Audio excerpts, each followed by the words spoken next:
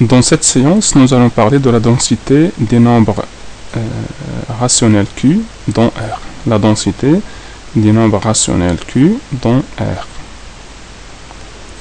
On va parler ici en fait de la densité d'un ensemble quelconque dans R. Donc une partie A est dite dense dans R si on a A bar, l'adhérence de A, est égale à R.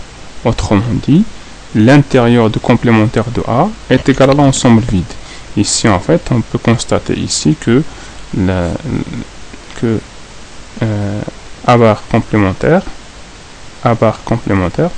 puisque A bar égale à R, donc A bar complémentaire égale à l'ensemble vide, sachant que A bar complémentaire, c'est A complémentaire intérieur. A complémentaire intérieur. Et donc ça, c'est égal à l'ensemble vide. Donc on dit que A est dense dans R si l'adhérence de A est égale à R ou l'intérieur du complémentaire de A est égal à l'ensemble vide.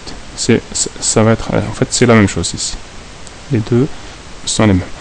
Autrement dit, entre deux, on dit que A est dense dans R si on a entre deux réels quelconques, entre deux réels distincts, il y a toujours un élément de A.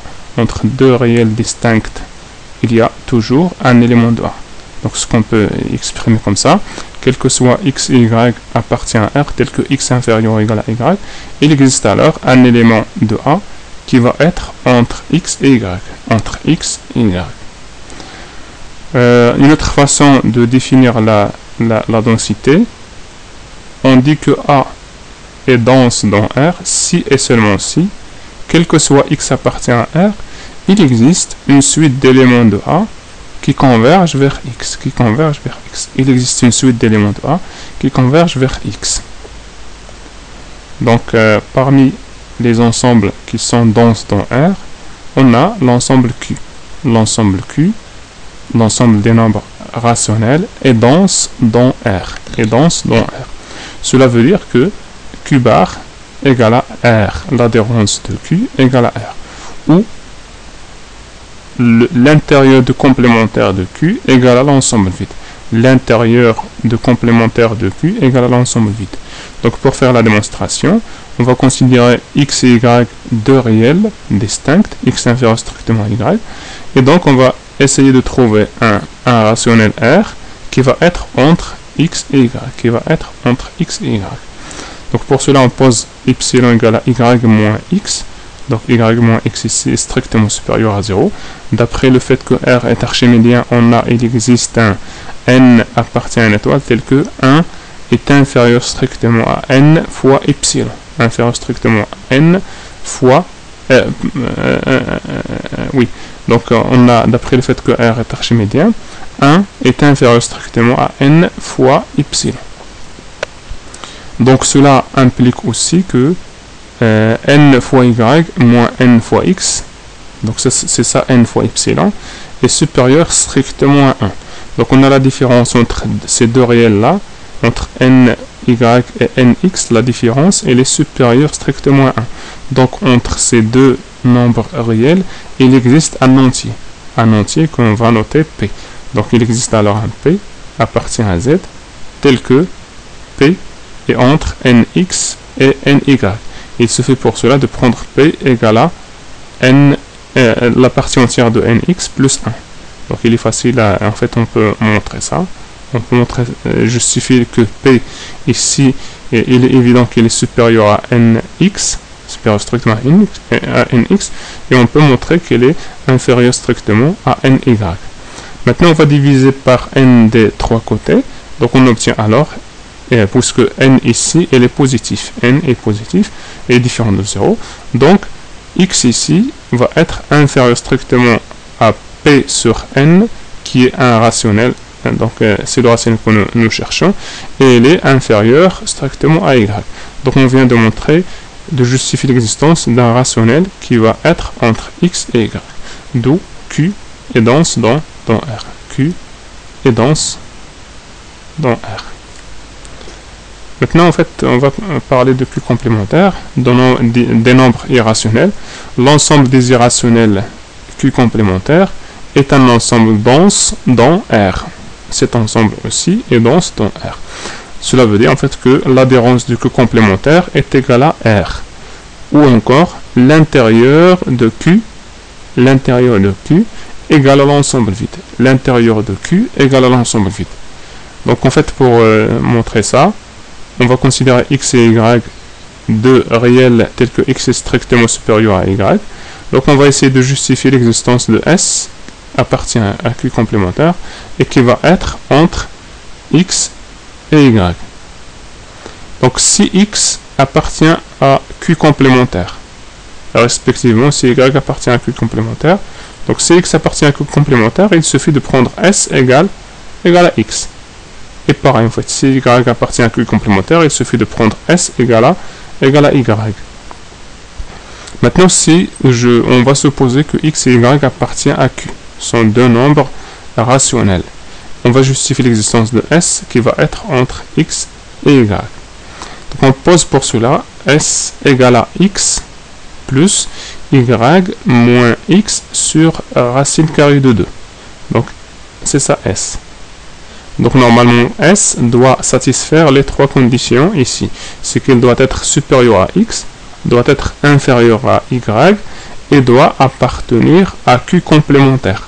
Donc S supérieur à X, il est évident. Pourquoi? Parce que ici en fait on a le nombre Y moins X est positif. Donc si je divise par racine carrée de 2, ça reste positif.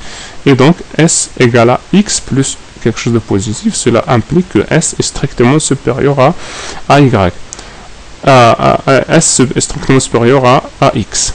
Maintenant en fait pour Y, pour S inférieur strictement à Y, on a ici racine carrée de 2 est strictement supérieur à 1, donc Y moins X sur racine carrée de 2 est strictement inférieur à Y moins X. Ce qui implique que, en faisant passer le X de l'autre côté ici, on obtient alors que S, c'est ça S, est strictement inférieur à Y. Maintenant, la troisième condition sur S, c'est qu'il appartient à Q complémentaire. Et donc, on peut voir ici qu'on a ici, c'est X et Y sont deux rationnels. Donc, leur différence, comme on va le voir tout à l'heure, en fait, la somme de deux rationnels est un rationnel. Donc, ici, Y moins X est un rationnel. Lorsque je le divise par un irrationnel, j'obtiens un irrationnel. Donc, ça, c'est un irrationnel. Et après, je fais la somme entre X qui est un rationnel et ici cet élément là qui est un irrationnel, donc la somme des deux sera un irrationnel. Et donc c'est ce qu'on va faire en fait par la suite, c'est montrer que S appartient à Q complémentaire. Donc on va considérer ici en fait on va considérer R un nombre rationnel et A un nombre irrationnel, et on veut montrer que la somme des deux est un nombre irrationnel. Donc c'est par absurde, on va supposer que R plus A est un rationnel. Cela veut dire en fait qu'elle s'écrit sous la forme P sur Q. R plus A s'écrit sous la forme P sur Q. Et donc cela implique que A égale à P sur Q moins R. Sachant que R est aussi un rationnel, donc elle s'écrit sous la forme P' sur Q'. Et donc là en fait si je fais cette... donc en fait ça va être égal à ça, va être égal, c'est P fois Q' moins Q fois P' sur Q fois Q'. Et donc ça c'est un nombre rationnel, ce qui est absurde avec le fait que A est un irrationnel. Le cas, il appartient à Q complémentaire. Donc la somme d'un nombre rationnel et un nombre irrationnel est un nombre irrationnel.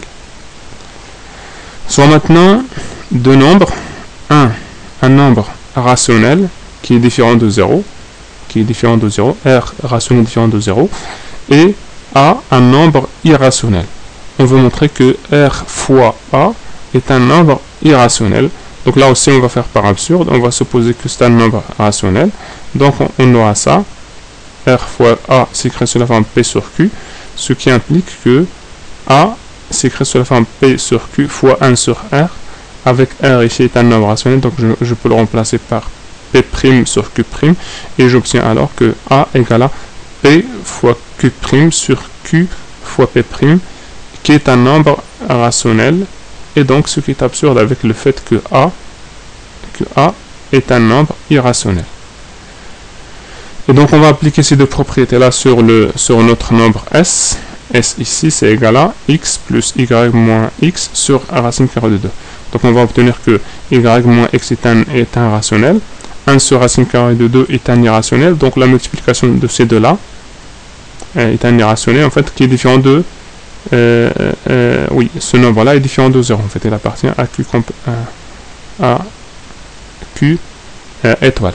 Donc leur multiplication, la multiplication de ce nombre-là et de ce nombre est un irrationnel. D'après la question 2. D'après en fait le 2 ici. D'après le 2. De l'autre côté aussi, on a ça est un irrationnel. Ça c'est un nombre rationnel. Donc leur somme est un nombre irrationnel. Et donc on obtient la troisième condition sur S, c'est qu'il est un nombre irrationnel.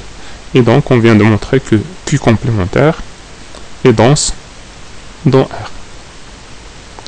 Et donc comme ça se termine cette sixième séance sur les nombres réels.